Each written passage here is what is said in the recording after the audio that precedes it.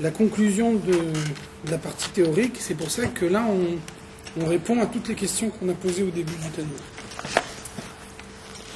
Zeyuvan, Kefel Lashon Shvua, Tehi Tzadik Val Tehi Rasha. Ça, c'est la question qui a été posée au premier chapitre.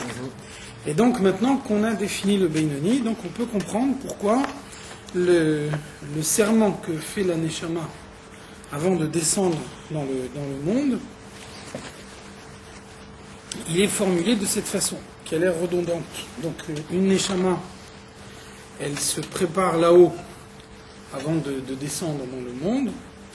Une Neshama Chadasha, c'est-à-dire une Neshama qui descend dans le monde pour la première fois, elle se prépare pendant 3 ans. Une Neshama qui n'est pas Chadasha, une Neshama qui est déjà descendue dans le monde et qui redescend une deuxième fois, elle se prépare pendant 1 an. Elle fait quoi pendant qu'elle se prépare à l'étude de la Torah? Non, l'étude de la Torah vient après. Donc la préparation, c'est une préparation spirituelle, une préparation morale. Et justement, dans cette préparation, il y a le fait qu'on lui fait faire un serment. Le serment, ça fait partie des préparations qu'on impose à la Neshama qui sont nécessaires pour qu'elle puisse descendre en bas dans le monde, rentrer dans un corps. Donc on a vu le serment, c'est écrit dans la Gemara Nida, le serment c'est Tehi Tzadik Ve'al Tehi Rasha. Sois un Tzadik et ne sois pas un Rasha. Donc ça veut dire, si on regarde le sens simple des termes tels qu'on les trouve dans la Gemara, il y a ici une répétition. Chavatamua, donc peut s'étonner sur la répétition, qui met Acha Shemashbin Oto Tehi Tzadik. À partir du moment où on fait jurer la Neshama d'être un Tzadik, la Matrichim le Hashbio Od Shelo Ye Rasha. Quand en plus il faut le faire jurer de ne pas être un Rasha. C'est-à-dire quand on demande quelque chose à quelqu'un,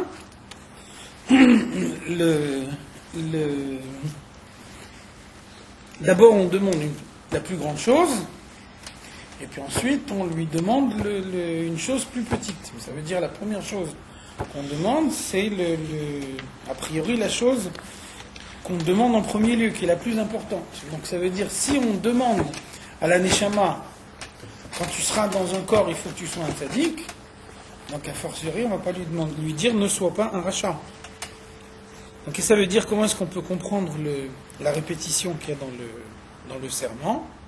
Et là, Mishum she'en kol adam zoche liot tzadik. Vous voyez qu'on ne peut comprendre cette formulation du serment que si on admet l'idée que pas tout le monde peut être un tzaddik. Alors pourquoi est-ce qu'on ne lui fait pas directement le serment qui lui correspond? C'est-à-dire quand la Neshama, elle est là-haut, on n'a qu'à dire, si c'est un tzaddik, alors on lui fait jurer Tehi Tzadik, et si c'est pas un tzaddik, on lui fait jurer Al Tehi Rasha. Pourquoi est-ce qu'on a besoin de formuler les deux choses à la fois? C'est parce qu'en fait, quand la Neshama, elle est là-haut, on n'a pas encore décidé la forme définitive de ce que la Neshama, elle va être quand elle arrive en bas dans le monde. Puisque, qu'est-ce que c'est qu'un tzaddik? Un tzaddik, c'est une Neshama de Hatzilut. Ça veut dire une Neshama de Hatzilut. Toutes les Neshamot, elles passent par le monde d'Hatzilut. Une Neshama, c'est une partie de l'essence de Dieu. Donc quand la Neshama, elle descend pour arriver dans le corps d'un homme, elle doit passer par tous les mondes supérieurs. Donc elle passe également par Hatzilut. Donc finalement, toutes les Neshamot sont des Neshamot d'Hatzilut. Alors pourquoi un tzaddik, on l'appelle une Neshama d'Hatzilut? C'est parce que Hatzilut, c'est un monde dans lequel le mal n'existe pas. Et donc, la Neshama du tzaddik, elle traverse le monde d'Hatzilut, et puis à partir des mondes suivants, Bria, Yetzira, Asiya, elle traverse les mondes sans s'imprégner de ces mondes.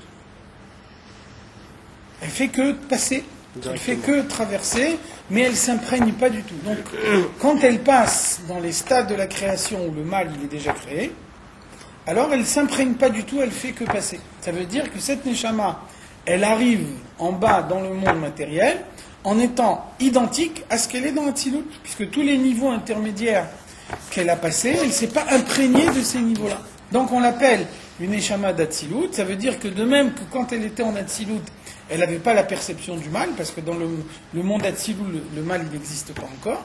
Donc, quand la Neshama elle arrive dans un corps physique, elle reste ce qu'elle était en Atzilut. Et à ce moment-là, donc, même dans un corps physique, elle n'a pas la perception du mal.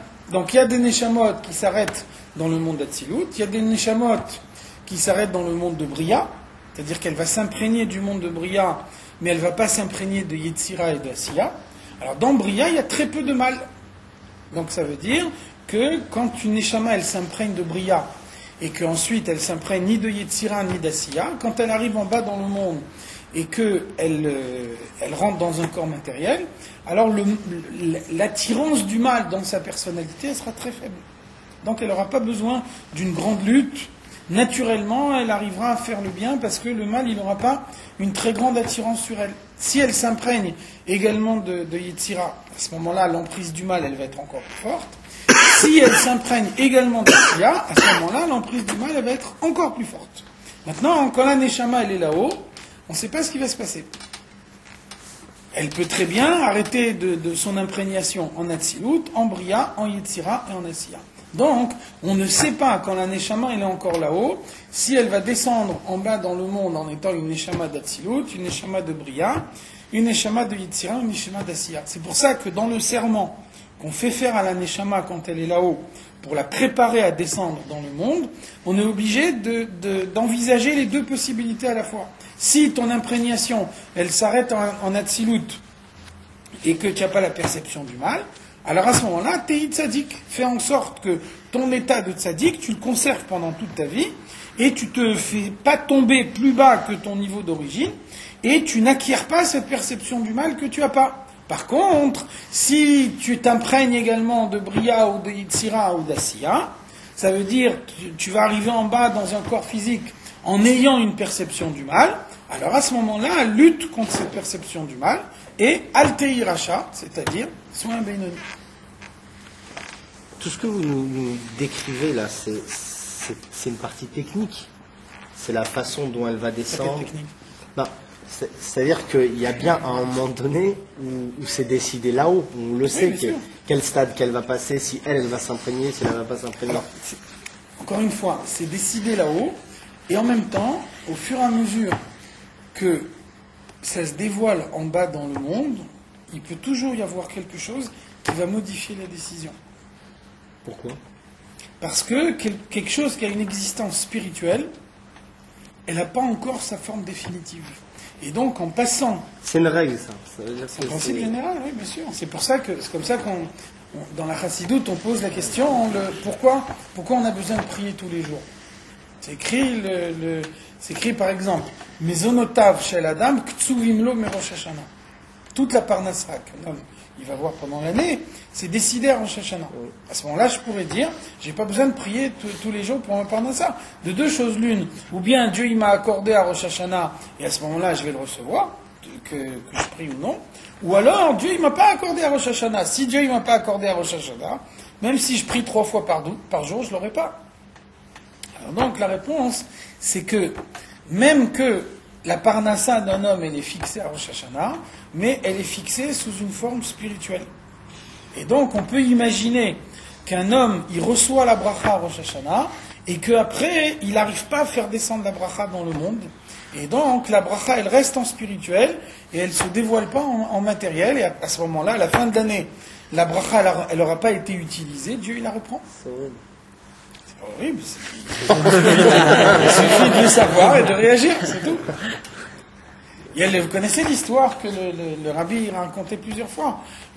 Un couple qui pouvait pas avoir d'enfants, et ils vont voir le Baal Shem Tov, ils demandent une bracha pour avoir des enfants, et le Baal Shem Tov, il leur dit, je peux vous donner une bracha pour avoir des enfants, à condition que vous acceptiez d'être pauvre. Donc le rabbi dit pourquoi on ne peut pas les laisser riches comme ils sont et avoir un enfant. Alors donc c'est ça l'explication, c'est que eux ils ont reçu une bracha qui leur permet ou d'avoir des enfants ou d'avoir la richesse. Mais ils ne peuvent pas avoir les deux à la fois. Donc l'intervention du tzaddik, elle peut faire que quand la bracha elle s'est dévoilée dans le monde, elle s'est dévoilée sous forme de richesse, donc le tzaddik il va changer la destination de la bracha Et ce qui s'est dévoilé sous forme de richesse, il va la dévoiler sous forme d'un enfant. Par contre, avoir les deux à la fois, c'est pas possible, puisque Dieu, il n'a pas accordé à Rosh Hashanah. Donc ça veut dire, quand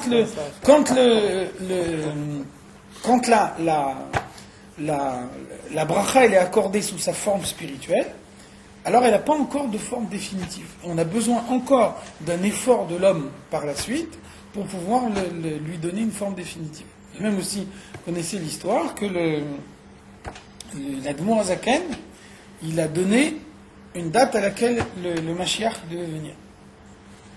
Ensuite, quand cette date elle est passée, qu'on a vu que cette année-là, le Mashiach n'est pas venu, donc le Tzemar Tzedek, il a expliqué que la venue du Mashiach, elle a été échangée contre l'impression du Likutei Torah. Ça veut dire, le Likutei Torah, c'est la version morale, la version spirituelle de la venue du Mashiach. Ça veut dire, quand on étudie la Chassidoute, alors on arrive à voir moralement la Géoula. Donc ça veut dire, l'Admour Azaken, quand il a donné la bracha, il n'a pas donné la bracha pour l'édition du Likutei Torah, il a donné la bracha pour la venue du Mashiach. Donc Chazé Shalom de dire que l'Admour Azaken, il s'est trompé. Ça veut dire que le Mashiach, il pouvait réellement venir cette année-là. Simplement, à Rosh Hashanah, Dieu, il a accordé la bracha pour que le Mashiach y vienne. On n'a pas été capable, les hommes qui ont vécu dans cette génération-là, ils n'ont pas été capables de faire que la bracha, elle se dévoile matériellement dans le monde. Donc la bracha, elle s'est arrêtée à un stade intermédiaire. Elle a pris une forme uniquement spirituelle. Donc ça s'est dévoilé dans le monde par l'édition du Likutei Torah. Mais ça veut dire que, Chazvé Shalom, de penser que l'Admour Azaken, il s'est trompé. L'Admour Azaken, il a dit que vraiment cette année-là, le Mashiach peut venir physiquement.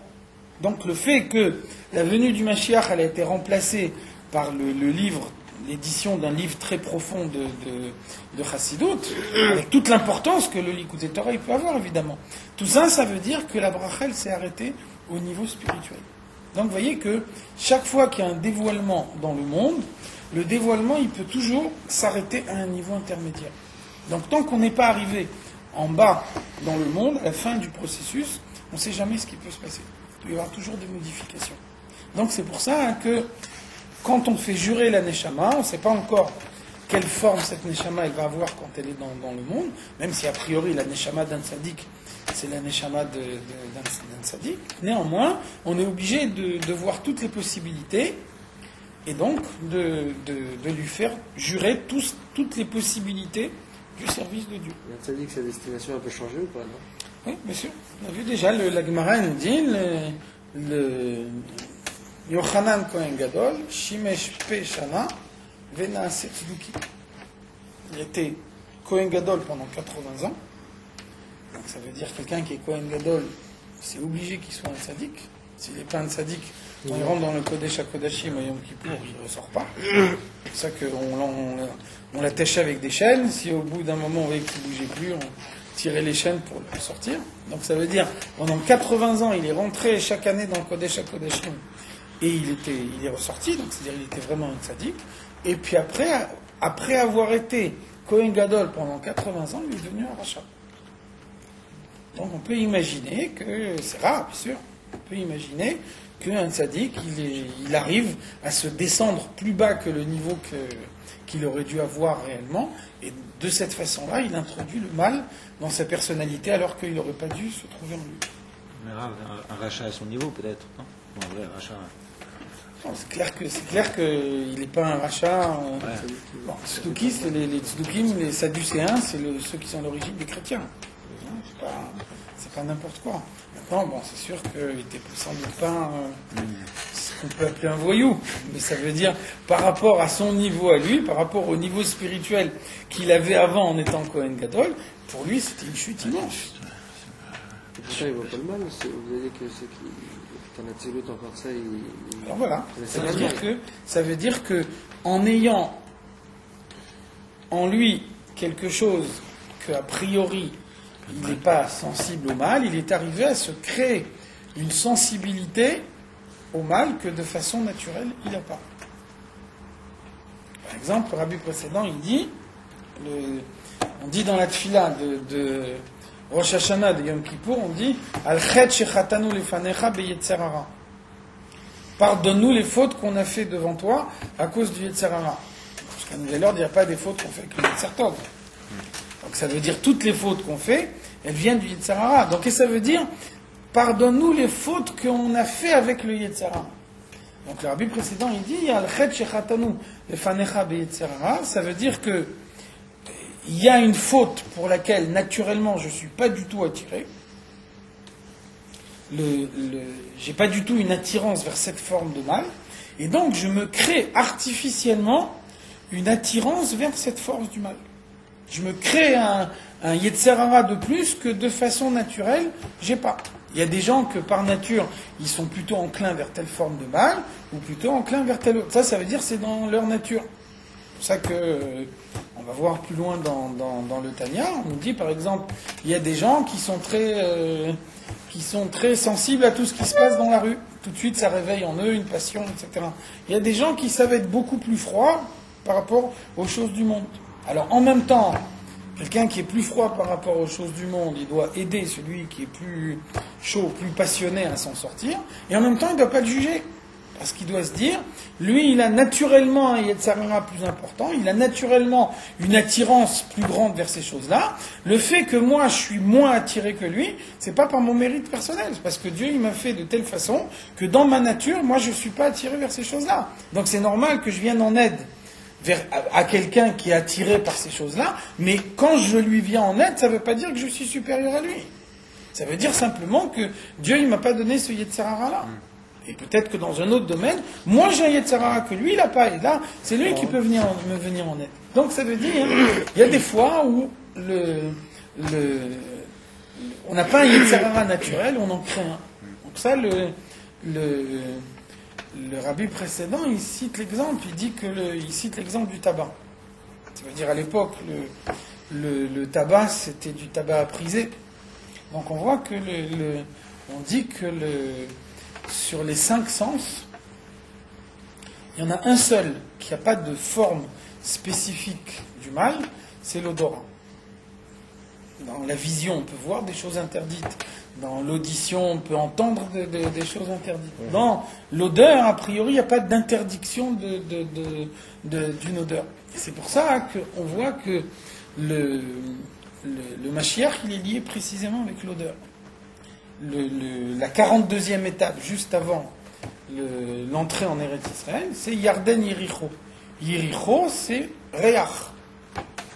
La Gemara nous dit l'avenue du Mashiach, ce sera Murach Vadaim. Le Mashiach, il va acquérir la certitude par l'odeur.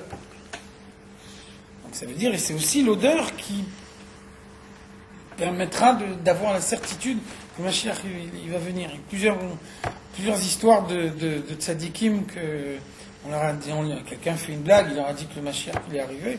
Leur réaction c'était d'aller à la fenêtre et de sentir l'air. Ça veut dire la certitude de la venue du Mashiach, elle vient par l'odeur. Donc ça veut dire, puisque l'odeur, elle a été gardée pour le Mashiach, donc Dieu il a créé l'homme de telle façon que chaque sens, il a sa forme spécifique de mal, alors que l'odeur, elle n'a pas de forme spécifique du mal. De façon à ce qu'un homme, il puisse garder son odorat intact pour reconnaître la venue du Mashiach. Donc ça veut dire inventer le tabac à priser, ça veut dire inventer un Yetzer hara artificiel dans un domaine où Dieu, il n'a pas créé de Yetzer hara spécifique. Donc ça veut dire, même quand quelqu'un il n'a pas le mal en lui, on peut imaginer qu'il introduit en lui de façon naturelle. Donc là c'est l'explication pourquoi tous les juifs, quel que soit leur neshama, ils font le serment en ayant les deux choses à la fois. Tehi tzadik, si ta neshama, elle arrive en bas dans le monde, à l'intérieur d'un corps physique, en restant une neshama d'Atsilut, alors ça veut dire que tu n'auras pas la perception du mal. À ce moment-là, jure que tu es tzaddik, tu vas rester un tzaddik toute ta vie, tu ne vas pas introduire artificiellement la perception du mal en toi. Maintenant, si ta neshama, elle s'imprègne également de Bria, Yetzira et Asiya, donc elle arrive en bas dans le monde matériel en ayant en elle la perception du mal, donc ça veut dire il va falloir que tu luttes avec le mal. Alors à ce moment-là, au moins, al tehi racha. Ne sois pas un rachat, c'est-à-dire sois un Benoni. Donc c'est ça les deux parties du serment. Donc vous voyez qu'il n'y a pas de répétition ici. Et la mishum shen kol adam zoché liot tzadik. Donc, pas tout le monde a le mérite d'être un tzadik. Ve'en le adam mishpat abechira beze. Et l'homme n'a pas tellement le libre arbitre en la matière. Un homme ne peut pas décider d'être un rachat ou d'être un tzaddik. C'est pour ça que on a vu aussi dans le premier chapitre, on a posé la question. On a vu dans la tfila de Job, il dit Ribono shel olam barata tzadikim barata reshaim. Maître du monde, tu as créé des tzadikim, tu as créé des reshaim. Donc on s'était posé la question, est-ce que c'est pas une remise en cause du libre arbitre? Ça veut dire, si on dit Dieu il crée des tzadikim et Dieu il crée des reshaim, ça veut dire qu'on retire le libre arbitre. Et que celui qui est tzadik, il va rester tzadik toute sa vie, et celui qui est rachat, il va rester rachat toute sa vie. Donc l'explication, c'est ce qu'on voit ici. Celui qui est tzadik, c'est celui qui a une neshama de tzadik, et lui il aura une avoda toute sa vie pour conserver son statut de tzadik. Celui que Dieu a créé en étant un rachat, lui, il va travailler pour être un Beinoni. Et au moment où il arrivera à être un Beinoni, il aura un comportement identique au tzadik. Donc c'est deux formes différentes du service de Dieu. Leitana gelavaye behemet, pour trouver vraiment son plaisir en Dieu, le tzaddik c'est celui qui éprouve son plaisir en Dieu. On a vu avant que la forme la plus haute de l'amour de Dieu, ça s'appelle Ahava beta'anugim. L'amour de Dieu qui fait que celui qui l'éprouve, il en conçoit du plaisir. Donc on a dit Ahava beta'anugim, c'est un amour de Dieu qui est tellement haut qu'on peut le trouver que chez un tzaddik. Pourquoi? Parce qu'il y a une contradiction entre le service de Dieu et les plaisirs du monde. C'est impossible d'imaginer qu'on puisse avoir les deux à la fois. Quand je suis dans les choses du monde, j'ai un plaisir des choses du monde, et puis après, quand je fais la tfila ou quand j'accomplis la mitzvah, à ce moment-là, j'ai un plaisir de Dieu. C'est impossible. Si je fais les choses du monde en ayant un plaisir, à ce moment-là, la trace de ce plaisir, elle va rester en moi, et quand je prie ou quand j'étudie la Torah et que j'essaye d'avoir un plaisir en Dieu, alors le plaisir des choses du monde, il m'empêchera d'avoir le plaisir de Dieu. Inversement, ça marche dans l'autre sens évidemment, je prie ou j'étudie la Torah ou je fais une mitzvah et j'arrive à ce moment-là à éprouver un plaisir de Dieu, la trace du plaisir de Dieu qui reste en moi, elle m'empêche d'avoir un plaisir des choses du monde par la suite. Donc c'est impossible d'avoir les deux à la fois. Un, il exclut l'autre. C'est pour ça on a vu que on a vu quand on voit Yaakov et Esav qui se battent dans le ventre de Rivka, donc le Vayidrotsetsu Abanim Bekirba, et les enfants se battent dans son ventre. À ce moment-là, qu'est-ce que Rashi nous dit? Que chez Zekam Zenofel, quand il y en a un qui se lève, l'autre il tombe. Ça veut dire les deux ils se battent dans une façon que c'est pas possible que les deux ils sont debout à la fois. Lorsqu'il y en a un qui est debout, il y a nécessairement l'autre qui est à terre. Le combat il est jamais dans une façon que les deux ils peuvent être debout en même temps. Que chez Zekam Zenofel, lorsque l'un il se dresse, l'autre il tombe. Donc il y a toujours un qui est debout et un qui est à terre. Ça veut dire quand on a un plaisir de Dieu, ça veut dire qu'on arrive à écarter le plaisir des choses du monde. Quand on a un plaisir des choses du monde, ça veut dire qu'on écarte le plaisir de Dieu. Ça a des moments bien précis, c'est pas toute la vie comme ça. Alors c'est ce que je dis. Le fait qu'à un moment précis, on a un véritable plaisir de Dieu, ça enlève les plaisirs du monde à d'autres moments. D'accord. Si tu dis, quand je prie, j'ai un véritable plaisir de Dieu, et quand je mange mon baba au rhum, j'ai un véritable plaisir du baba au rhum, ça veut dire que tu as un plaisir ni de l'un ni de l'autre. Les deux, ils se contredisent. Dommage pour le baba au rhum. Non, j'aime pas ça, mais franchement... Même un Farbringen, Hein? pendant un Farbringen, on ne peut pas se servir de l'un pour l'autre. Encore une fois, si après le Farbringen, il ne se passe rien, ça veut dire que l'anesthésie du Farbrengen n'a pas été suffisante. Si vraiment ce qui s'est passé pendant le Farbrengen, ça a un impact, alors il faut qu'après la fin du Farbrengen, on voit que le comportement il est modifié en fonction de ce qu'il y avait dans le Farbrengen. C'est ça la preuve qu'il s'est passé quelque chose. Sinon, si au moment du Farbrengen, j'ai ressenti très très fort, et après je me suis réveillé le lendemain matin comme si j'avais pas été au Farbrengen, ça veut dire que l'impression que j'ai eue, c'est pas une impression vraie. Donc, avoir un plaisir de Dieu, c'est pas donné à tout le monde. Béhémet, c'est pour ça on dit bien ici Béhémet, faire semblant qu'on a un plaisir de Dieu, ou avoir l'impression qu'on a bien prié, avoir l'impression que le plaisir c'était un vrai plaisir, ça c'est pas difficile. Par contre, avoir un plaisir Béhémet, ça c'est beaucoup plus difficile. Donc pas n'importe qui peut décider, moi je suis un tzaddik. Veshiara ma'us mamash Béhémet.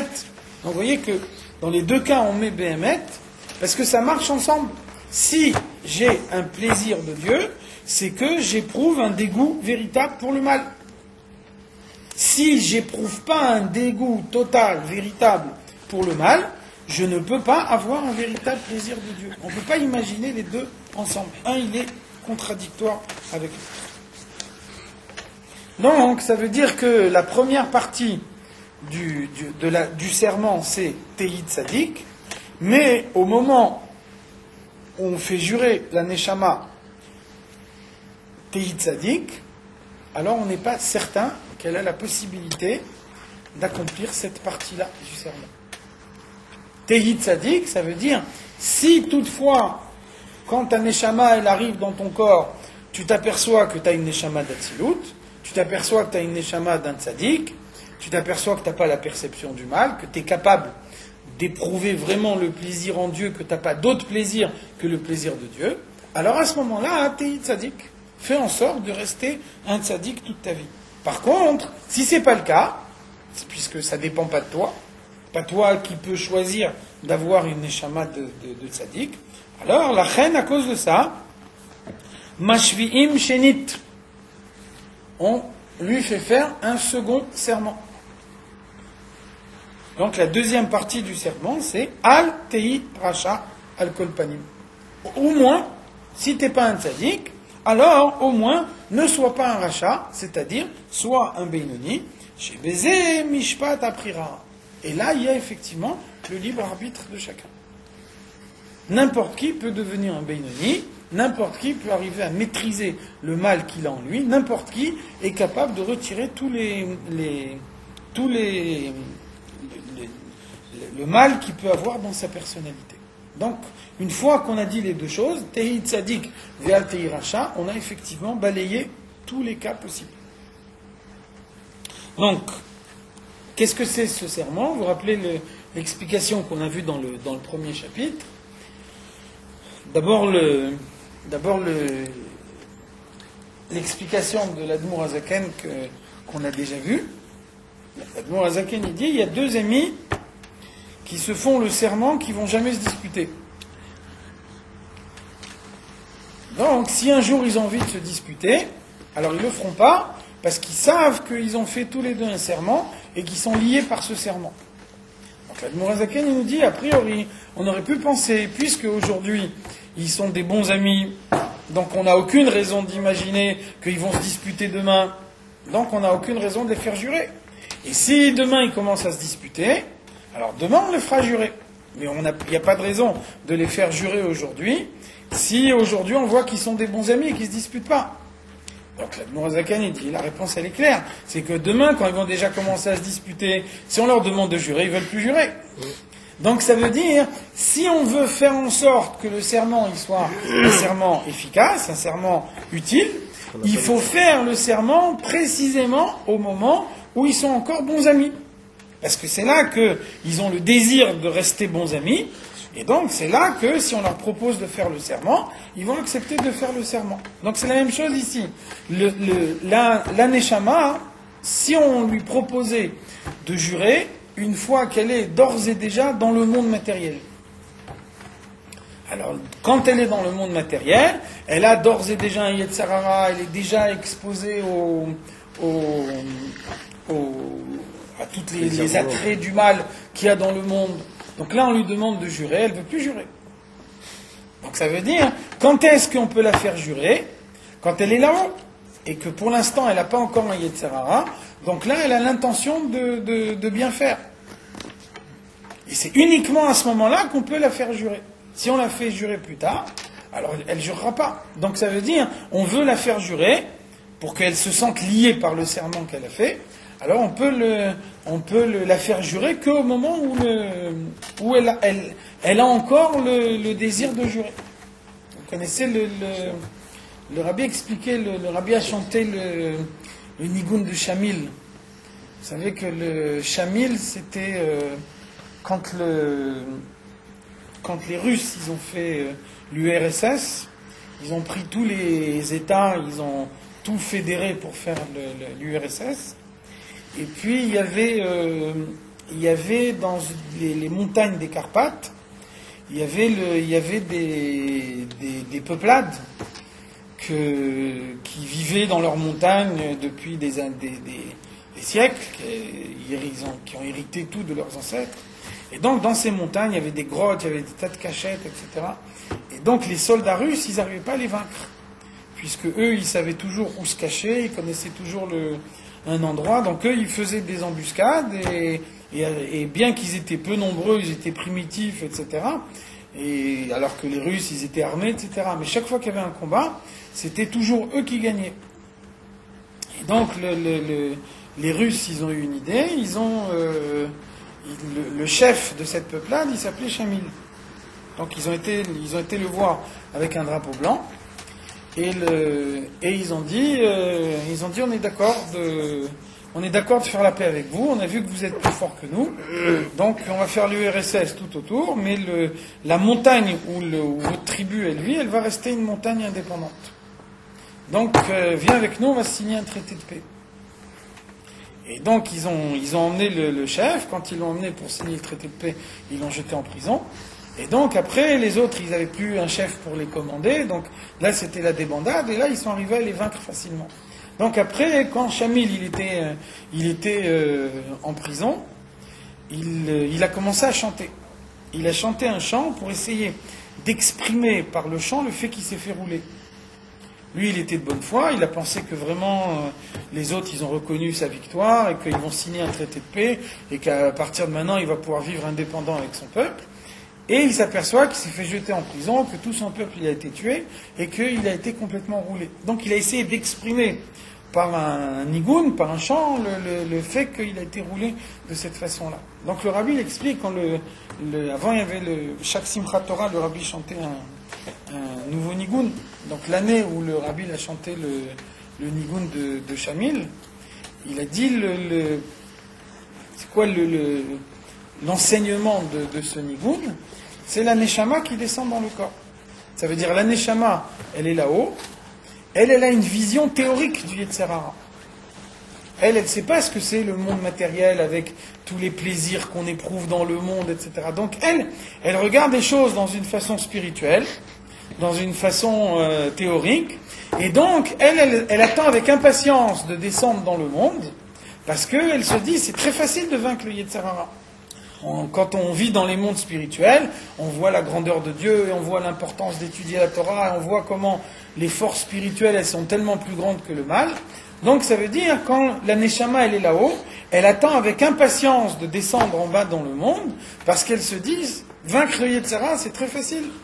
Arriver à écarter le mal et à faire toujours le bien, c'est très facile. Donc comme on sait que c'est la volonté de Dieu de descendre dans le monde et de faire des mitzvot, et que c'est pas du tout difficile, c'est tellement évident que le mal, il faut le rejeter. Donc elle attend avec impatience de descendre dans le monde pour accomplir la volonté de Dieu.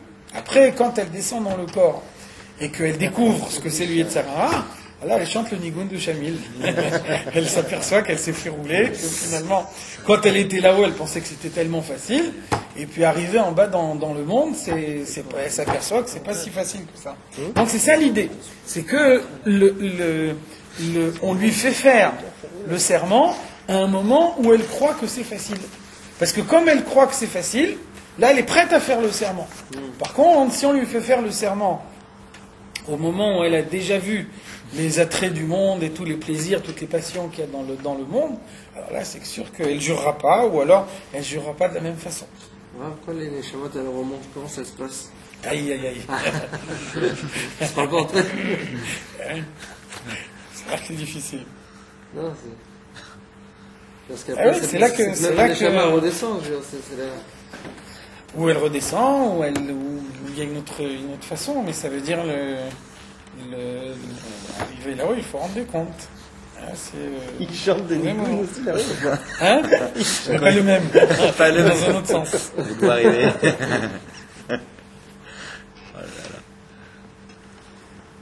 Et ensuite, donc la deuxième explication, c'est que mashvi'in, ça veut dire on fait jurer, masbi'in, ça veut dire on rassasie. Donc ça veut dire le fait de... les deux explications sont liées. Hein. Je jure, ça veut dire, il y a des fois où je voudrais faire quelque chose, et puis je ne le fais pas parce que j'ai juré, et donc je suis tenu par mon engagement. Donc ça veut dire le serment, il me donne des forces que autrement j'aurais pas. Donc de la même façon, mashbin, ça veut dire masbin, on le rassasie de force, ça veut dire que on dit dans la Mishnah, il malé akadosh baoru ozro, lo yachol lo. Si un homme, il n'avait pas Dieu qui lui venait en aide, ce serait impossible de vaincre le Yetzara. Le Yetzara, il est tellement fort, le monde matériel, il est conçu de telle façon que le mal, il est partout.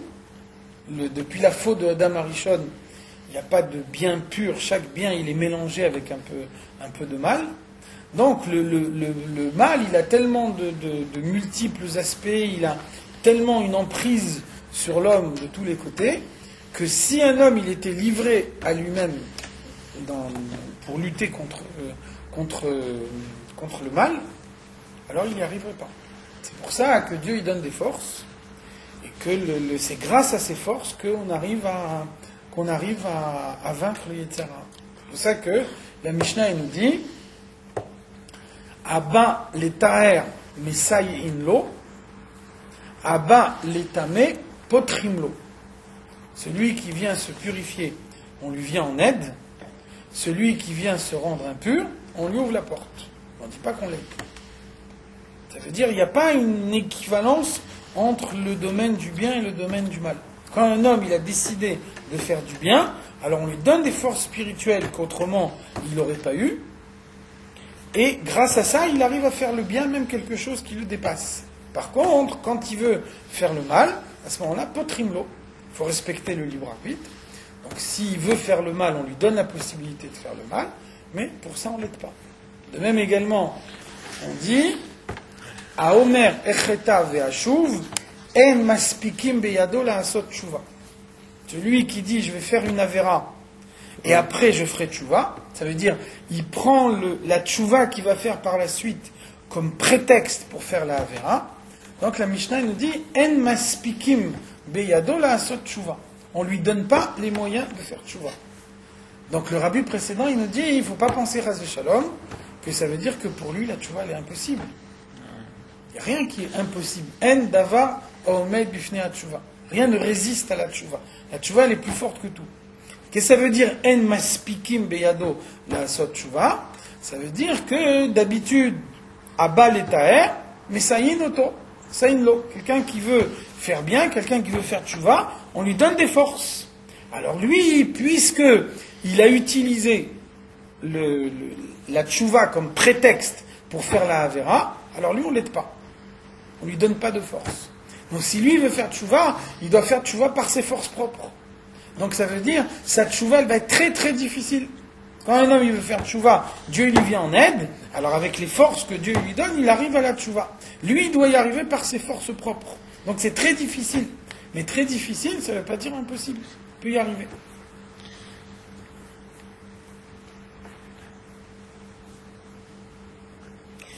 Ve'areshut netuna lechol adam.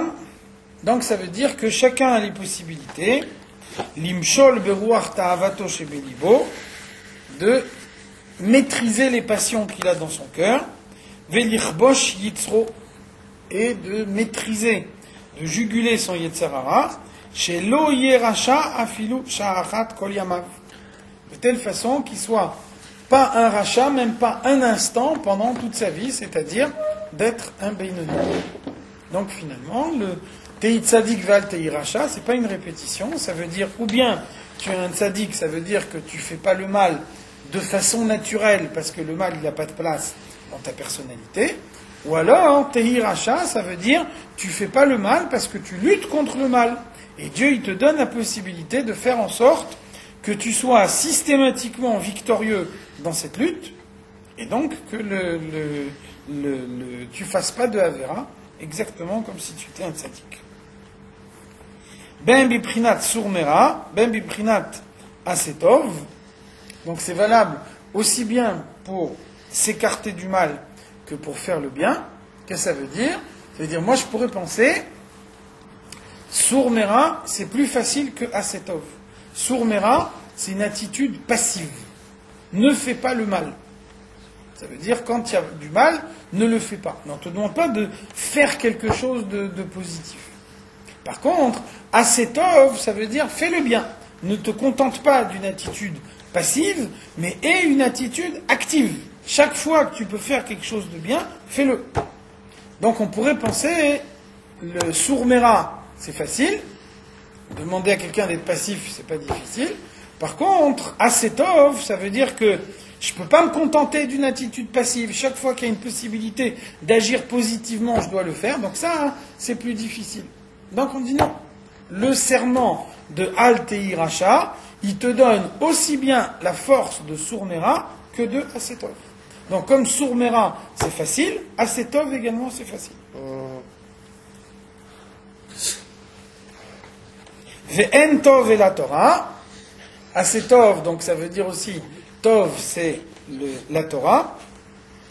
Dehainu Talmud Torah shekeneged kulam. Ça veut dire que, pourquoi on parle ici de la Torah?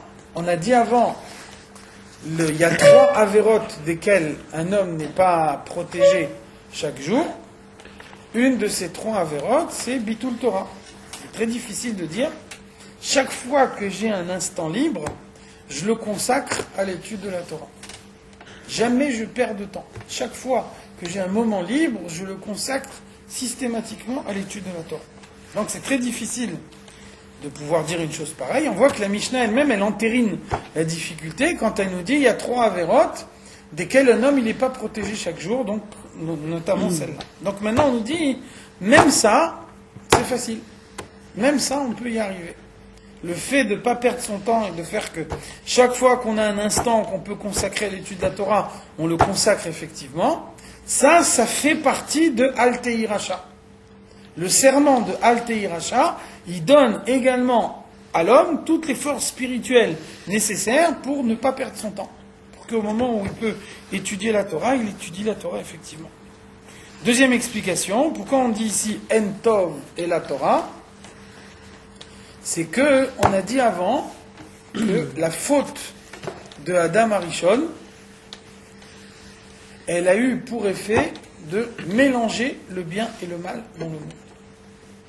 Ça veut dire, Dieu, il a créé le monde de telle façon que le bien et le mal, ils étaient séparés. Ensuite, quand il y a eu la faute de Adam Arishon, la faute de Adam Arishon, elle a mélangé le bien et le mal. Ça veut dire qu'il n'y a plus de bien absolu, il n'y a pas non plus de mal absolu. Dans chaque chose, dans chaque objet le matériel du monde, il y a un mélange de bien et de mal. Et donc, ça veut dire que le bien, c'est plus un véritable bien, il est couvert par une enveloppe de mal. De même également, le mal, c'est pas non plus un mal absolu. Il y a toujours un peu de bien qui est en lui, et le peu de bien qui est rentré à l'intérieur du mal, il masque le mal. Le mal, il utilise le peu de bien qu'il a en lui pour se travestir.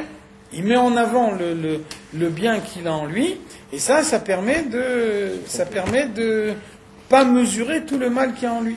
Ça, on dit Esav, il est comparé à un cochon. Icharsemena chazir miya'ar. Mais c'est pas ton... Ça veut dire, il met ses pattes en avant. Le cochon, il a le sabot fendu. Il met le sabot en avant pour qu'on voit qu'il a le sabot fendu. Par contre, il rumine pas, ça, il le montre pas.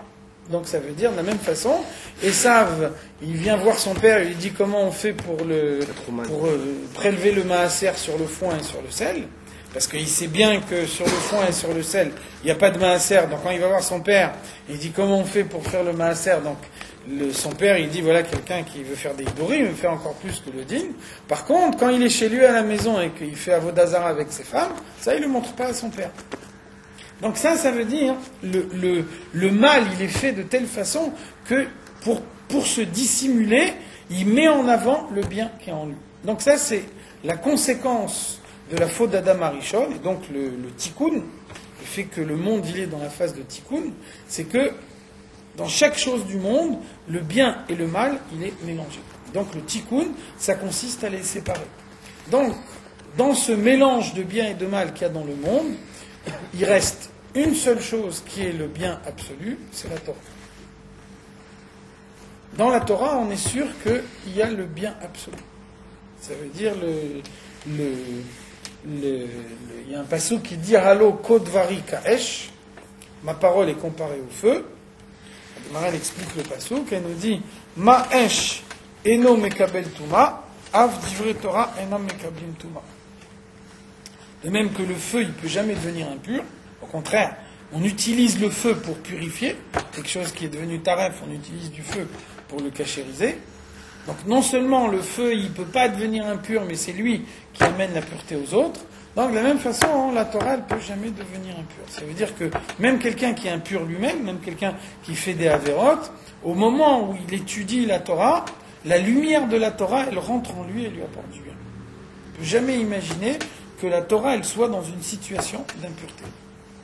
Donc ça veut dire, la raison pour laquelle on doit étudier la Torah en permanence, la raison pour laquelle on nous dit que c'est facile, chaque fois qu'on a un instant libre, de consacrer cet instant à l'étude de la Torah, c'est parce que dans le monde dans lequel on vit, on n'a que la Torah qui représente le bien absolu. Donc pas perdre un instant et étudier la Torah chaque fois qu'on a la possibilité de l'étudier, c'est se brancher sur le bien absolu, dont on est sûr qu'il n'est pas mélangé avec du mal, chaque fois qu'on en a la possibilité. Le bien et le mal, ils sont mélangés. La Klipanoga, on peut dire que c'est mélangé, il y a du bien et du mal. Et ce qui est sa source dans le on peut dire aussi qu'il y a du bien et du mal là. Alors, Klipat Noga, c'est la nature même de la Klipa, dans laquelle il y a un mélange de bien et de mal. Klipot Atmeot, ça veut dire que par exemple, un homme qui fait une avéra, il va prendre le bien qu'il a par ailleurs, il va l'enfermer lui-même dans Klipot Atmeot. Donc il va faire descendre dans Klipot Atmeot quelque chose qu'a priori ça s'y trouve pas. Alors un aliment interdit par exemple, il vient de Klipot Atmeot, non? Alors il y a deux formes d'aliments interdits. Ça veut dire que par exemple un aliment il est toujours interdit. Le chazir. Oui. Donc ça veut dire, sa source, elle vient de Klipot Atmeot.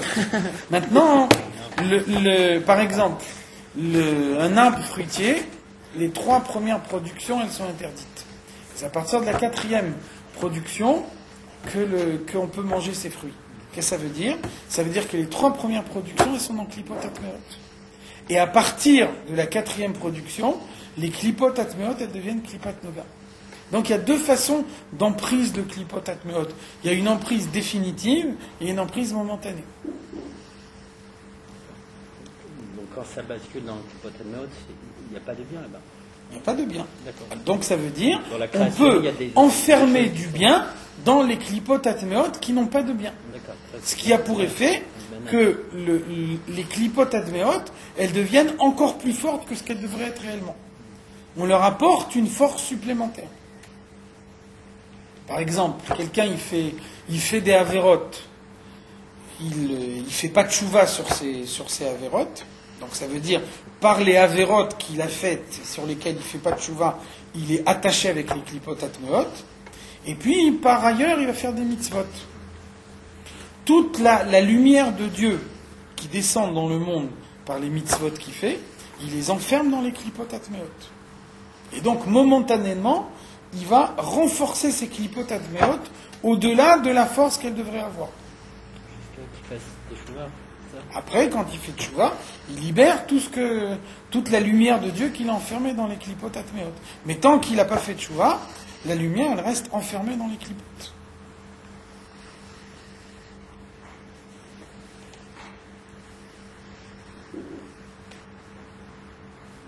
Achaf al piken. Malgré tout ça, Tsarich likvo alu itim gamken, lashit etzot benafsho liot muas vera. Donc on a dit un Beinoni, c'est quelqu'un qui a en lui une perception du mal. Et donc il a besoin de lutter. Le fait qu'il a besoin de lutter, ça veut dire que c'est jamais acquis. Donc on a besoin en permanence de se fixer un moment, l'ikvoalo itim gamken. On a besoin d'un temps de réflexion, on a besoin d'un temps de bilan moral, la shit etzot benafsho, pour se faire le bilan de son propre comportement, liot muas bera.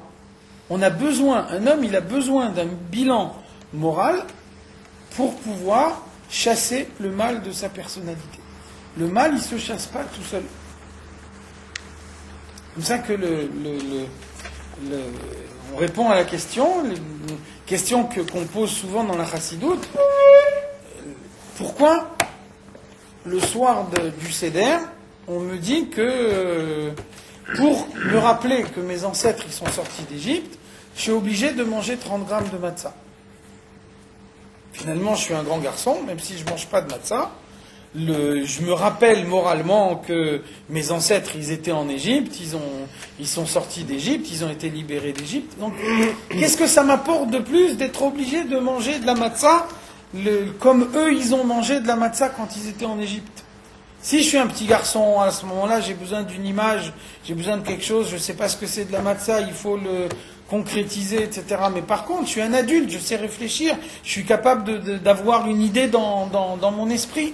Donc je peux me représenter, même si je ne suis pas assis à la table du Seder, même si je n'ai pas un morceau de matzah devant moi, je suis parfaitement capable, dans mon esprit, de reconstituer tout ce que ça peut être la sortie d'Égypte, et qu'est-ce que ça veut dire qu'ils ont mangé de la matzah à l'époque, etc. Donc, pourquoi on a besoin de tout le formalisme de tout le Seder? À quoi il sert le Seder si on me dit que le but de tout ça, c'est de se rappeler que mes ancêtres, ils ont été libérés d'Égypte? Pourquoi je ne peux pas imaginer qu'en mettant de côté tout le formalisme, uniquement par ma pensée, j'ai une pensée en disant « mes ancêtres, ils sont sortis d'Égypte. » Avec ça, je me suis rappelé. Donc, qu'est-ce que la matzah, elle m'apporte de plus? Donc, on voit que dans la nature humaine, tout ce qui n'est pas formalisé, petit à petit, on l'oublie. Un homme, il est fait de telle façon que même une idée qui est claire dans son esprit, si on ne se fixe pas un temps régulier pour revoir cette idée-là, l'idée, elle s'estompe. Si on vous demande maintenant de refaire des raisonnements mathématiques que vous avez fait à l'école il y a 10 ans ou il y a 5 ans, c'est pas évident que vous arriverez à refaire si on vous demande de repasser le permis de conduire, c'est pas sûr que vous l'aurez. Ça veut dire que il y a des choses qu'on a appris, au moment où on les a appris, on les savait, et puis après, parce que quand on révise pas en permanence, quand on se fixe pas régulièrement à un moment où on repense à ces choses-là, donc la nature humaine, elle veut qu'on les évacue de son esprit. Donc c'est ça ce qu'on nous dit ici. Un homme, sa nature, c'est de lutter contre le mal. Maintenant, à aucun moment, on peut dire, ma victoire, elle est définitive. Ça veut dire, j'avais un Yetzer Hara de faire tel Avera, je suis arrivé à faire un pas en avant, j'ai évacué de cet Avera de mon esprit complètement, et donc à partir de maintenant, je peux penser à autre chose. Maintenant, je peux passer à l'étape suivante. On a besoin en permanence de se rappeler du mal et de faire un bilan qui est lié avec l'action concrète pour essayer de lutter contre le mal en se rappelant de ce mal lui-même. Et si on considère que c'est acquis et qu'on n'y pense plus, alors là, le mal, il peut revenir. Donc ça veut dire la lutte contre le mal, elle est possible uniquement dans la mesure où on fixe un temps régulièrement, une fois par semaine, une fois par jour avant d'aller dormir le soir, une fois par semaine le jeudi soir pour préparer le Shabbat, ou la veille de Rosh Chodesh, ça s'appelle Yom Kippour Katan. On a besoin d'avoir des dates dans le calendrier qui sont consacrées à faire le bilan de tout ce qui s'est passé dans la période pour pouvoir revenir sur tout le mal qu'on a fait et pour pouvoir le corriger. Si on considère que c'est acquis définitivement, obligatoirement, le mal y reviendra. Pour pouvoir lutter contre le mal, on a besoin de réfléchir en permanence à ce qui s'est passé. C'est pour ça que on voit que David Amelech il dit Vechatati negdi tamid. Ma faute se trouve en permanence face à moi. Qu'est-ce que ça veut dire? Ça ne veut pas dire qu'il ne fait pas de tchouva, au contraire. Vechatati negdi tamid, ça veut dire que David Amelech, il fait tchouva en permanence. Donc ça veut dire, il y a la faute, et on fait tchouva, et la tchouva, elle efface la faute, et ensuite, grâce à la tchouva, on accède à une forme du service de Dieu plus élevée. Quand on accède à une forme du service de Dieu plus élevée, la tchouva, la faute, elle réapparaît. Parce que la tchouva qu'on a fait, elle était suffisante pour effacer la faute dans l'étape précédente, mais maintenant que on est arrivé à une étape plus haute, alors la faute, elle réapparaît et il faut l'effacer à nouveau. Donc à ce moment-là, on va effacer la faute à un stade plus haut, ça va permettre de faire tchouva à un niveau plus haut, et quand on va faire tchouva à un niveau plus haut, alors la faute, elle réapparaît encore une fois. Et à ce moment-là, il faut l'effacer encore à un niveau plus haut. C'est pour ça que David Amelech, il dit Vechatati negdi tamid. Ma faute se trouve toujours face à moi. Ça veut dire chaque fois que je fais tchouva, j'arrive à un niveau plus haut. Et de cette façon-là, je peux toujours effacer la faute à un stade plus haut. Qu'est-ce que ça veut dire? Ça veut dire qu'on utilise la faute comme moteur de la tchouva. C'est grâce à la faute qu'on s'élève en permanence dans la tchouva. Donc vous voyez que pour utiliser le mal comme moteur de la tchouva, pour utiliser le mal pour faire encore plus de bien, qu'est-ce qu'il faut? Il faut avoir le mal en permanence présent à l'esprit.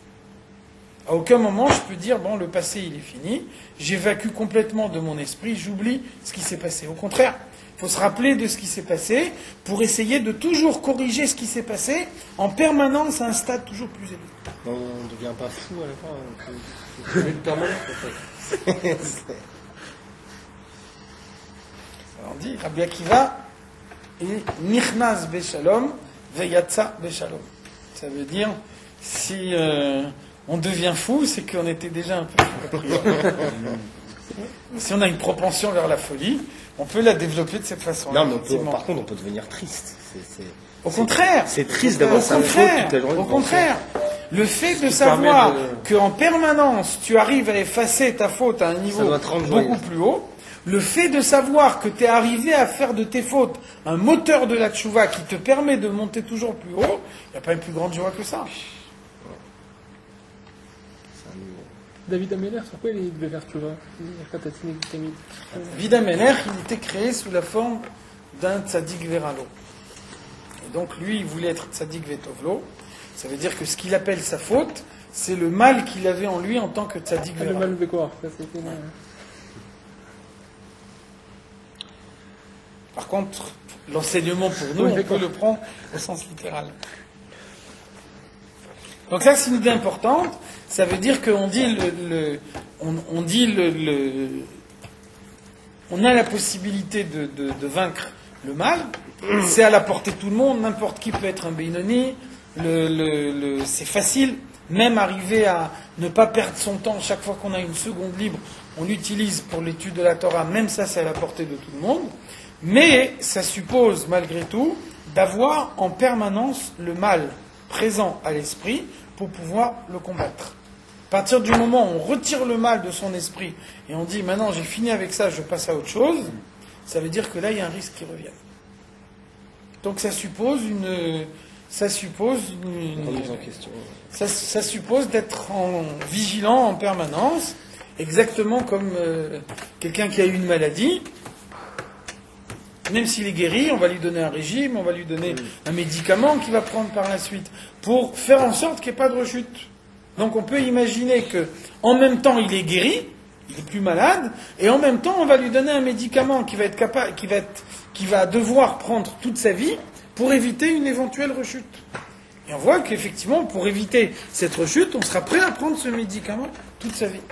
Donc ça veut dire quelqu'un qui se débarrasse d'une certaine forme du mal, alors il a besoin d'avoir en permanence à l'esprit ce qu'il a fait, non pas encore une fois pour le rendre triste, pour l'accabler, au contraire, pour essayer de le harponner pour qu'il aille encore plus vite.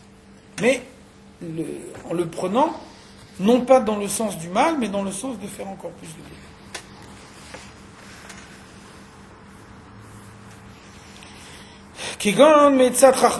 Donc c'est pour ça que par exemple les Chachamim nous disent Isha chamat mleat tzoa. On peut s'imaginer une femme sous la forme d'un tonneau d'excréments. Ça veut dire que si on s'imagine dans son esprit ce qui devient par la suite, au moment où le corps il est décomposé, si on s'imagine dans son esprit l'image de la putréfaction, alors à ce moment-là, ça permet de regarder les choses, même à l'instant présent, dans une façon différente. Quelqu'un qui est capable de faire une bêtise, de faire une bêtise qu'il va regretter pour tout le reste de sa vie, s'il est capable de se représenter dans son esprit ce qui va se passer par la suite, alors la force de représentation qu'il a dans son esprit, elle peut l'empêcher de faire une faute. Donc c'est pas antiféministe, hein. C'est juste un moyen de regarder comment la réflexion à ce que le mal il fait dans la personnalité, la nécessité de réfléchir en permanence à l'impact du mal sur sa personnalité, elle peut empêcher de faire encore une faute.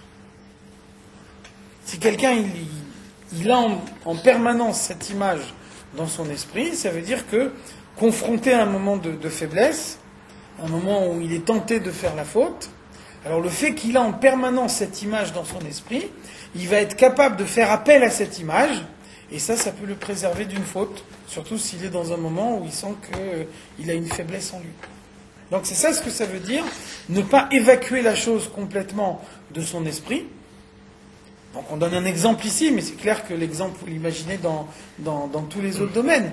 Si on dit j'ai eu une faiblesse un jour, et puis maintenant c'est fini, donc j'évacue complètement cette image-là de mon esprit.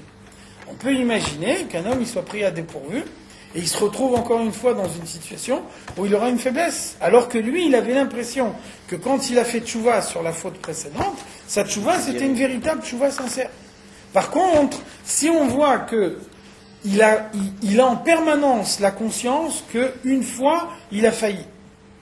Et donc, si une fois, il a fait une bêtise, ça veut dire qu'on ne sait jamais, ça peut toujours se représenter. Donc, il est toujours vigilant, il est toujours sur ses gardes. Et il se représente toujours une image dans son esprit pour dire à quel point cette forme du mal, c'est une forme sur laquelle lui, il a des difficultés. La preuve, c'est que déjà une fois, il a une chute là-dessus, donc il ne faut pas que ça se reproduise. Vous voyez que le fait qu'il y pense en permanence, qu'il garde ça présent à l'esprit, ça fait que s'il est confronté à l'épreuve, encore une fois, il sera beaucoup plus fort. Il va arriver beaucoup plus facilement à trouver en lui les forces pour résister à l'épreuve la deuxième fois, que si il a classer le dossier en disant ça y est, c'est fini, maintenant c'est terminé, c'est de l'histoire ancienne. Et bien que le fait de se remémorer dans son esprit, ça lui donne beaucoup plus de force s'il se trouve qu'il est confronté à la même épreuve encore une fois. Il se prévient pour ce qui pourrait arriver. Donc Vechaï Gavna, etc., ça veut dire que ce qu'on a donné, c'est juste un exemple. Donc c'est la même chose dans tous les domaines. Toutes les images qu'un homme qu'un homme il peut se faire dans son esprit. V'chen kol miné mat'amim ou ma'adanim. Si on voit tous les bons plats qui sont posés dans les assiettes, na'asim kach hamat malé v'choulou, et que on s'imagine qu'est-ce que ces plats ils vont devenir après 6 heures de digestion. Donc vous voyez que le plat il vous attire plus du tout de la même façon.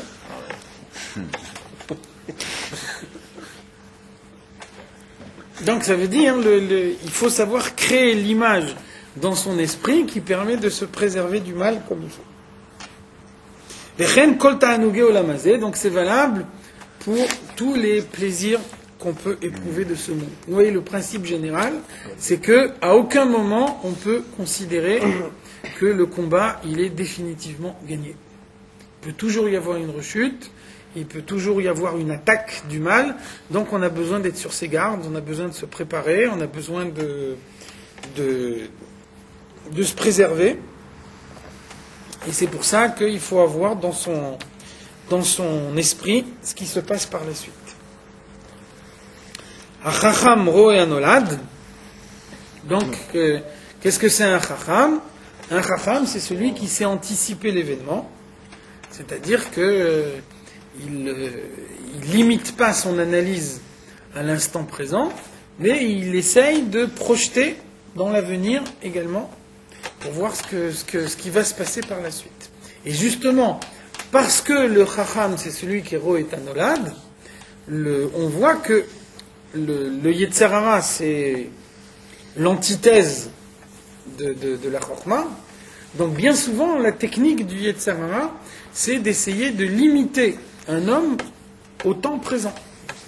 Pour l'instant, si tu manges tel truc, tu vas te faire plaisir. Si tu as telle femme, ça va te faire plaisir. Donc ça veut dire, raisonne uniquement dans l'instant présent. Ce qui va se passer par la suite, on verra par la suite.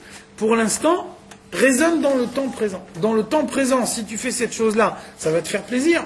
Donc fais-toi plaisir et puis après, on verra ce qui va se passer par la suite. Donc vous voyez, la différence d'approche, c'est que l'Akdoucha, elle essaye de ne pas limiter un homme à une analyse immédiate. L'Akdoucha, elle essaye de voir la conséquence que ça va avoir à l'avenir. Et bien souvent, si on sait anticiper l'avenir, alors on doit être capable de modifier la décision du présent en fonction de ce qui va se passer dans l'avenir. Alors que dans la Klippa, dans les forces du mal, c'est exactement l'inverse. La technique du Yetzer Hara, c'est d'essayer de limiter le champ de vue de l'homme au maximum. Regarde uniquement ce qui se passe de façon immédiate. Il y a une notion qui est introduite dans la Chassidoute par le Rabbi Rachab. Dans le Tanya, on parle de Nefesh Elokit et de Nefesh Abahamit. L'âme divine et l'âme animale. L'âme divine, c'est l'âme de l'Akdoucha, donc c'est l'âme du Chacham qui roe et anolad. L'âme animale, c'est l'âme de la Klippa, donc c'est celle qui a une vision immédiate. Donc le Rabbi Rachab, il introduit une troisième notion, c'est Nefesh HaSichlit, l'âme intellectuelle. Nefesh HaSichlit, c'est une partie de l'âme animale. Nefesh HaSichlit, c'est la partie de l'âme animale qui n'a pas une analyse immédiate, mais qui est capable d'analyser un peu plus loin, mais dans le sens du mal. Ça veut dire, avec le temps, le Yetzer Hara, il a pris la méthode, donc lui aussi, il l'utilise dans son sens à lui. Ça veut dire, par exemple, je veux faire du mal à quelqu'un, donc je vois qu'en lui faisant peu de mal aujourd'hui, ça me permettra de lui faire beaucoup de mal demain. Donc ça veut dire, je me contente d'un peu de mal aujourd'hui pour pouvoir lui faire plus de mal demain. Ça, c'est une analyse du Nefesh HaSichlit. Ça veut dire, c'est une projection dans l'avenir, mais dans le sens du mal. Ou alors, plus prosaïquement, ça veut dire par exemple, je cherche mon intérêt personnel, et donc je ne vais pas faire quelque chose aujourd'hui, parce que je sais que si je fais cette chose aujourd'hui, ça va me porter préjudice demain. Donc à ce moment-là, je me retiens de faire quelque chose que j'aurais fait autrement, mais uniquement parce que je recherche mon intérêt personnel. Ma motivation, c'est pas du tout le service de Dieu, c'est pas du tout d'accomplir la volonté de Dieu. Ma motivation, c'est uniquement mon intérêt personnel.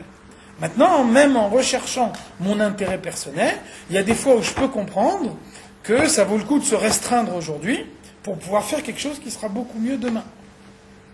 Donc dès l'instant où ma motivation, c'est mon intérêt personnel, on est dans le Nefesh Habahamit. Dès l'instant où ma motivation, c'est le service de Dieu, on est dans le Nefesh Elokit.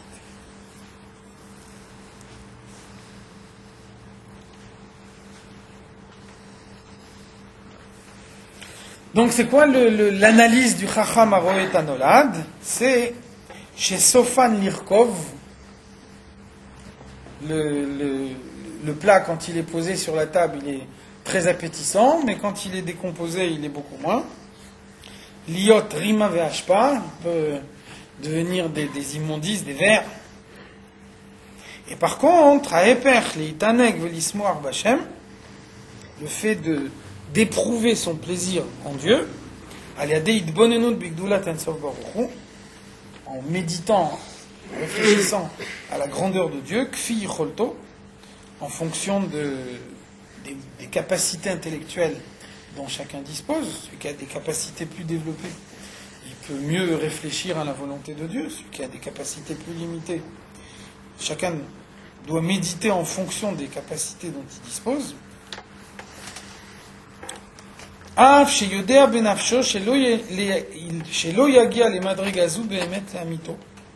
Donc on sait que on n'arrivera jamais à comprendre pleinement la grandeur de Dieu. Néanmoins, même si on n'arrive pas à comprendre réellement la grandeur de Dieu, alors on étudie la Torah aujourd'hui, on étudie la Torah encore demain. Ça veut dire qu'aujourd'hui j'ai une certaine idée que je tire de mon étude. Demain, je tirerai une autre idée qui va venir compléter celle que j'ai acquise aujourd'hui. Donc même si je sais que j'arriverai jamais à la connaissance intégrale, je ne pourrai jamais dire j'ai tout compris. Malgré tout, chaque jour je complète mon étude, chaque jour j'essaye d'approfondir l'idée que j'avais la veille, et donc au fur et à mesure que j'approfondis, je tends vers la vérité, même si je sais que la vérité absolue, je l'atteindrai jamais. Kim bedimionot, donc c'est uniquement dans mon imagination que je peux imaginer qu'un jour je vais tendre vers la connaissance absolue. C'est clair que je ne peux pas y arriver. Alors, Afal Piken, malgré tout, où il y a assez de chelo. Un homme, il fait ce qu'il peut faire en fonction de ses moyens. Il a des capacités plus développées, un autre, il a des capacités moins développées.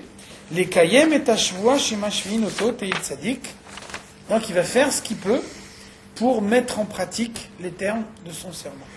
V'Hachem ya'aseh atov be'enav. Une fois que lui, il a été à la limite de ses capacités, alors après, Dieu fait le reste. Ça veut dire, si Dieu m'accorde des capacités intellectuelles limitées, c'est qu'il attend de moi moins de méditation que pour un autre qui a des capacités intellectuelles plus développées que les miennes. Donc ça veut dire sans doute, si Dieu m'a donné des capacités intellectuelles limitées, c'est que quand moi je vais à la limite de mes capacités limitées, j'ai fait autant que celui qui a des capacités plus développées que les miennes et qui va au bout de ses propres capacités. Donc, moi, j'utilise pleinement les moyens que Dieu m'a donnés, et puis après, une fois que j'ai utilisé pleinement mes moyens, Dieu ne peut pas demander plus de ma part. Donc c'est ça, lutter contre le mal. Lutter contre le mal, c'est deux choses. C'est pour le passé, conserver le souvenir de ce qui s'est passé, et utiliser le passé comme un tremplin de l'avenir. Et deuxièmement, dans le sens de l'avenir, c'est aller au bout de mes forces. Utiliser pleinement toutes les forces que je possède. Ve'od, autre point également, chez Ahergel al kol davar shilton ve'naase teva sheni. Il y a un autre élément qui intervient dans la façon de progresser vers le service de Dieu, c'est l'habitude. Et ça aussi, c'est un moyen de transformer le mal en bien. On a vu avant que le Yetzer Hara, le Nefesh Abahamit, il rentre dans le corps de l'homme depuis sa naissance, alors que le Nefesh Elokit, il rentre au moment de la Mila, mais il ne se dévoile pas encore totalement dans le corps, et il se dévoile pleinement dans le corps qu'au moment de la Bar Mitzvah. Donc ça veut dire que le Nefesh Abahamit, il a 13 ans d'avance sur le Nefesh Elokit. Alors pourquoi on fait ça?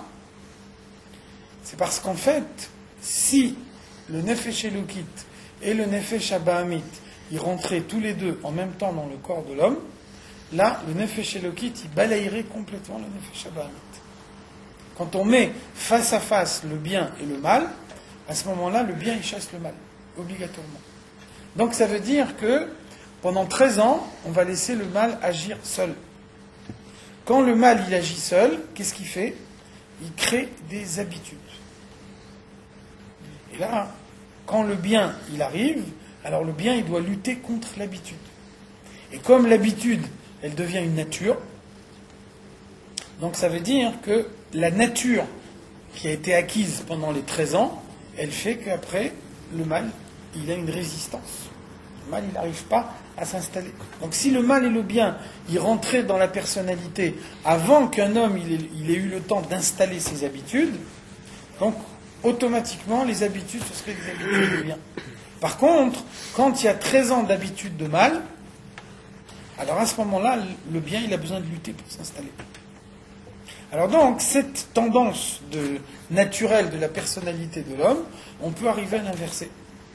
C'est-à-dire que on peut faire en sorte que le bien, il devienne une habitude.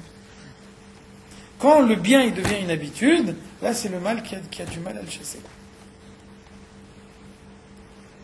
Une fois que le bien, il est installé, et qu'au début, on a des difficultés, au début, on a besoin de faire un effort pour faire telle chose, puis après, petit à petit, à force de répéter cette chose-là, elle devient une habitude.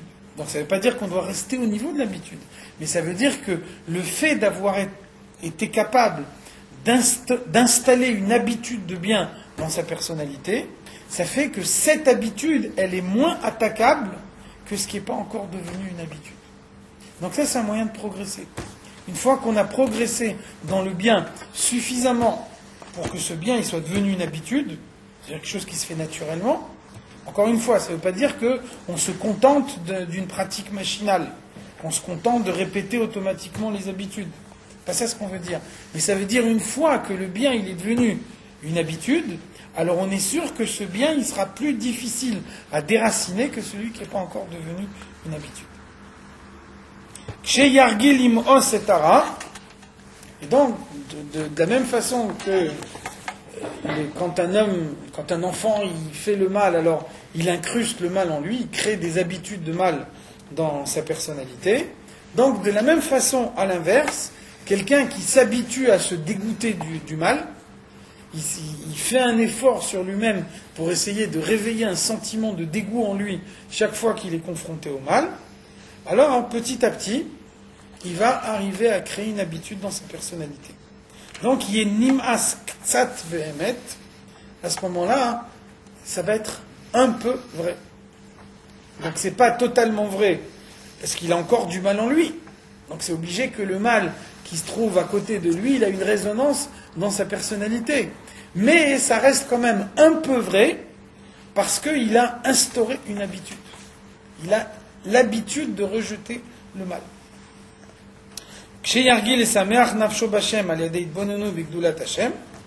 Quand on prend l'habitude de méditer à la grandeur de Dieu, en particulier pendant le moment de la tfila, et qu'à chaque fois on alimente cette réflexion avec une nouvelle idée de chassidut, etc. Donc en permanence, on approfondit, on complète cette notion pour essayer de comprendre la grandeur de Dieu d'une manière toujours plus profonde. À ce moment-là, cet effort de l'homme, le fait qu'un homme il a des moyens limités, il a encore le mal dans sa personnalité, mais il essaye quand même d'aller jusque dans la mesure de tous ses moyens, alors à ce moment-là, ça appelle une réponse de Dieu. Et avec tout ça, si on arrive à faire tout ça, Oulay yare alav ruach mimarom. Peut-être que Dieu, il va lui donner en cadeau quelque chose qui viendra d'en haut. Veyiske les prinat ruach mishoresh et izet tzadik. Il va pouvoir avoir une partie de la neshama d'un tzadik chez Tit Aver Bo, qui va rentrer en lui, Tit Aver, textuellement comme un enfant qui se trouve dans une femme enceinte. Ça veut dire que il peut y avoir une neshama qui se trouve à l'intérieur d'une autre neshama. On a dit avant, un homme qui est de naissance, il n'est pas un tzaddik, a priori, il n'a aucune chance de devenir un tzaddik pendant toute sa vie. Donc il y a malgré tout une exception, c'est que si Dieu y voit qu'un homme il a vraiment un désir profond d'être un tzaddik, et que toute sa vie il fait des efforts et qu'il arrive à maîtriser le mal qu'il a en lui, qu'à chaque fois il ajoute encore un effort pour aller toujours plus loin dans le service de Dieu, alors à ce moment-là, on peut imaginer que Dieu il va mettre une neshama d'un tzaddik à l'intérieur de sa neshama à lui.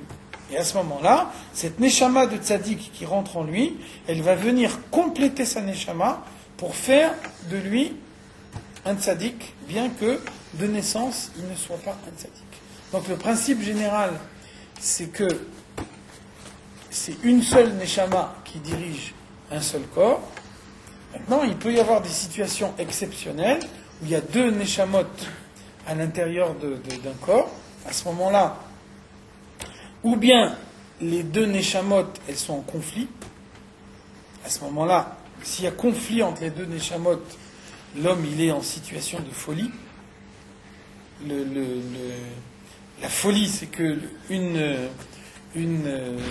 un corps, il peut pas être dirigé par deux neshamot à la fois. Donc c'est ce qu'on appelle le dibouk. Le dibouk, ça veut dire deux neshamot qui se disputent pour un seul corps.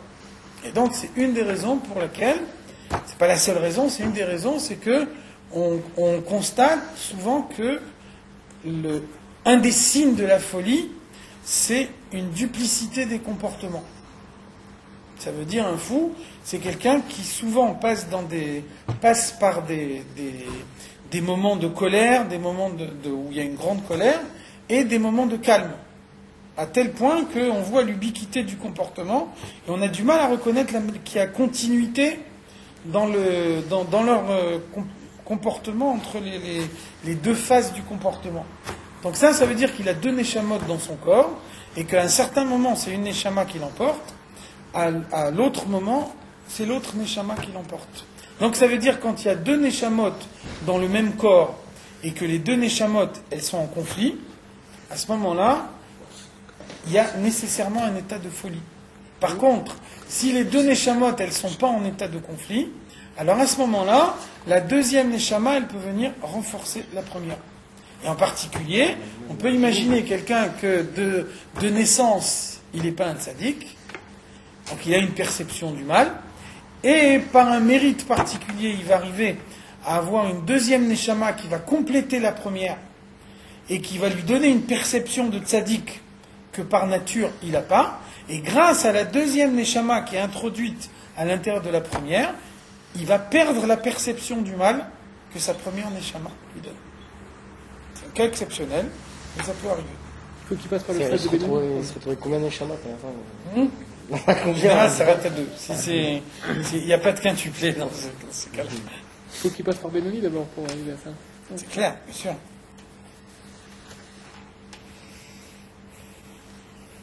La Avod Hashem Besimcha Amitit, ça lui permettra, donc l'apport de la deuxième Neshama, il permet d'arriver à une Simcha véritable. Kedirtiv, comme le verset il dit, Simchut Tzadikim Hashem, ça veut dire que la Simcha véritable, c'est uniquement la Simcha du Tzadik, c'est uniquement le Tzadik qui est sûr que sa Simcha, elle n'est pas mélangée avec une Simcha des choses du monde. Donc, une fois qu'il est arrivé à ce niveau-là, alors c'est là que la deuxième Neshama vient compléter ce que la première ne peut pas faire. Et à ce moment-là, Vetit Kayembo Behemet Ashvua Shemashvin Ototsei Tzadik, donc le Tanya il nous dit, c'est uniquement dans ce cas-là que s'applique intégralement le serment de la Neshama, Tei Tzadik Ve'al Tei Racha. Ça veut dire qu'il a deux neshamot en lui, une neshama d'un rachat et une neshama d'un tzaddik. Le serment Tehi Tzadik s'applique à la deuxième neshama, celle du tzaddik, et le serment Al Tehi Racha s'applique à la première neshama, celle du rachat. Donc à ce moment-là, les deux serments s'appliquent en même temps, et il a des forces dans la première et dans la deuxième, et là, la deuxième vient compléter la première pour l'élever vers un niveau plus haut que la première toute seule ne pourrait pas lui donner. Est-ce qu'un tzaddik, il a une âme animale? Il y a un animal qui le fait aller dans le sens du bien. Le lundi prochain, je ne serai pas là, il n'y aura pas de cours.